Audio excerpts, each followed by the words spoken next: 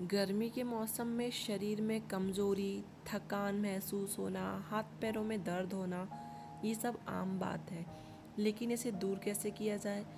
तो इसके लिए आप बनाइए भुने चने के हेल्दी और प्रोटीन से भरपूर लड्डू, जो कि कम सामान में झटपट बनकर तैयार हो जाते हैं और इनका स्वाद ऐसा होता है कि आपका दिल इनको खाकर खुश हो जाएगा। तो चलिए फ्रेंड्स, हम बनाना शुरू करते हैं। मैं हूं कृष्णा की फ्रेंड्स। इसके लिए आपको सिर्फ धागे वाली मिश्री का यूज़ करना है, कोई शक्कर या फिर शक्कर का बूरा नहीं लेना है। और इसके साथ ही ये रोस्टेड चना लेना है, जो कि मार्केट में आसानी से मिल जाता है। ये आधा किलो है। दोनों सामान आपको आधा आधा किलो लेना है। इन चनों को आप बढ़िया तरीके से छना करके साफ़ कर लीजिएगा, क्योंकि इसमें छोटे छोटे छिलके भी ज़्यादा होते हैं। हमें इतने ज़्यादा छिलकों की ज़रूरत नहीं है। कुछ लकड़ी भी हो सकती है, कुछ पत्थर वगैरह भी इसमें हो सकते हैं। मैंने इसको साफ़ करते हुए ये इस तरह से एक पत्थर निकाला, जो कि बिल्कुल चने के जैसा दिख रहा था। तो आप इसे बढ़िया से साफ़ कर लीजिएगा और इसको साफ़ करने के बाद एक मिक्सर का जार लीजिएगा, उसमें डाल करके इसका फ़ाइन पाउडर बनाइएगा। ये लड्डू इतने टेस्टी और इतने हेल्दी होते हैं कि आप इनको पूरी गर्मी इनको कंज्यूम कर सकते हैं। ये बहुत टेस्टी और बहुत हेल्दी होते हैं। तो इस तरह से आप इनका पाउडर बना करके रेडी कर लीजिएगा और इसको आपको छनाना पड़ेगा, क्योंकि इसमें कुछ जो बड़े बड़े छिलके होते हैं वो पिसने से रह जाते हैं और जब हम इसको खाते हैं तो मुंह में थोड़ा सा छिलके का टेस्ट ज़्यादा आता है। तो आप इसको इस तरह की नॉर्मल वाली छन्नी से छना करके इसका फ़ाइन पाउडर रेडी कर लीजिएगा। आप इस तरह से छनाएंगे तो इसमें देखिएगा कि ऊपर कितने मोटे मोटे छिलके ये इस तरह से निकल करके आ जाएंगे। इन छिलकों को आपको इसमें बिल्कुल भी यूज़ नहीं करना है। आपको लास्ट में इन छिलकों को सबको छना करके फेंक देना है। ये किसी भी काम के नहीं होते। अब आपको यहाँ पर फ़ाइन पाउडर मिल गया है, बिल्कुल इस तरह से बहुत फ़ाइन अच्छे से आप इसको रेडी कर लीजिए। जितना फ़ाइन पाउडर बनाएंगे उसका तो आपको रिज़ल्ट मिलेगा कि आपके लड्डू बहुत ही सॉफ्ट बनेंगे। यहाँ पर मैंने कुछ बीज ले लिए हैं। कद्दू के बीज है, मगज के बीज है, काजू है, बादाम है और इलायची है।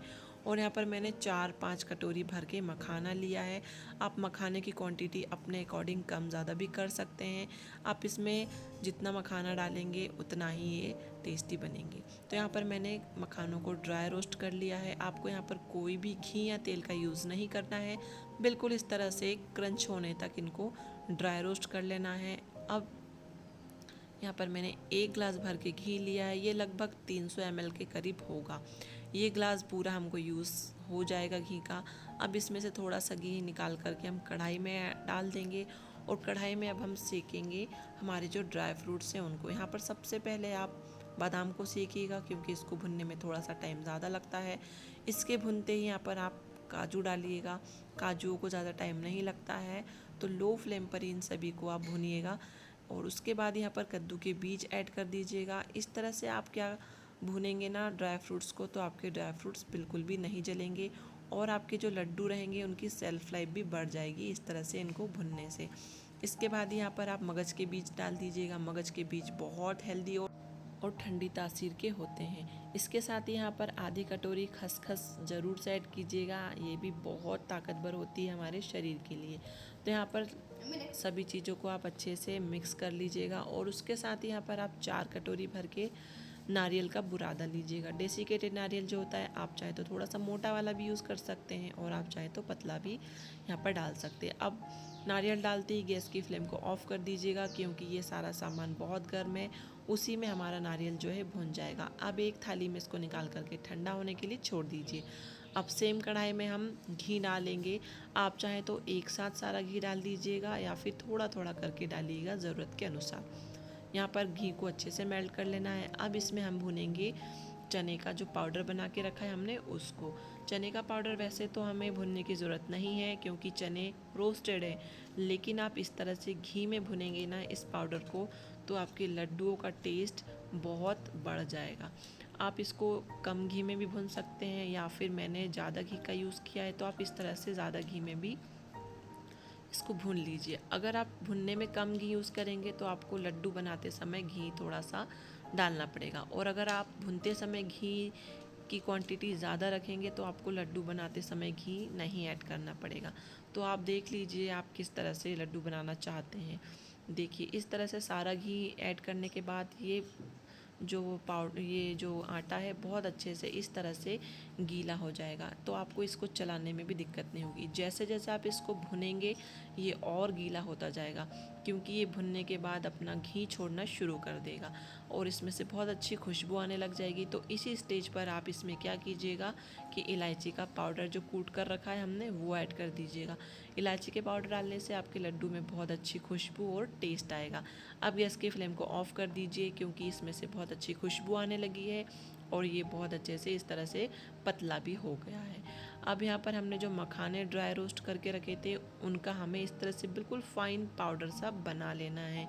फाइन पाउडर बनाइएगा ताकि आपके जो बच्चे हैं ना वो भी आसानी से लड्डुओं को खा सके। बिल्कुल इस तरह से अच्छे से मिक्स कर लेना है हमारी जो नारियल वो जो है फुटाने का जो है पाउडर उसमें। अब यहाँ पर ड्राई फ्रूट्स को भी बढ़िया तरीके से फ़ाइन पाउडर बना लेना है।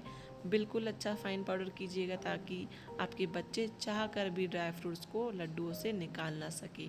बढ़िया इस तरह से मिक्स कर लीजिएगा।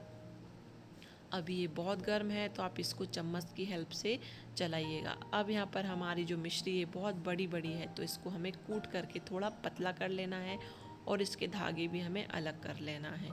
और बचा हुआ धागा जो है मिश्री का जब हम चाशनी बनाएंगे तो उसमें निकाल लेंगे। अब गैस पर कढ़ाई में इसको रख दीजिए। आधा किलो मिश्री है और अब इसमें आप 2 कटोरी पानी भर के डाल सकते हैं। आपको इसे लो फ्लेम पर ही पकाना है ताकि इसमें जो बड़ी मिश्री है वो भी अच्छे से घुल जाए। हाई फ्लेम पर पकाने से आपकी छोटी मिश्री जल्दी से घुल जाएगी और चाशनी जलने लग जाएगी। तो आप कोशिश कीजिए कि लो फ्लेम पर ही इसको आप पकाएं। देखिए जैसे ये पानी डालेंगे ना इसमें धागे ऊपर आने लग जाएंगे, तो आप इन धागों को निकाल दीजिएगा। और अगर ये नहीं भी निकलते हैं तो हम इनको छना करके हम लड्डू में यूज़ कर लेंगे। अब यहाँ पर पाउडर थोड़ा सा नॉर्मल टेम्परेचर पर आ गया है, तो इसको हाथों की हेल्प से बढ़िया तरीके से इस तरह से मसलते हुए मिक्स कर लेना है। इस तरह से दोनों हाथ से आप मसल कर इसकी जो गुठलियाँ हैं ना सभी को तोड़ लीजिए और सभी को अच्छे से मिक्स कर लीजिए ताकि इसमें कोई भी गांठें वगैरह ना बचे। बिल्कुल इस तरह से मॉइस्चर है तो आपके लड्डू बगैर चाशनी के ही बंधना शुरू हो जाएंगे। बिल्कुल इस तरह से।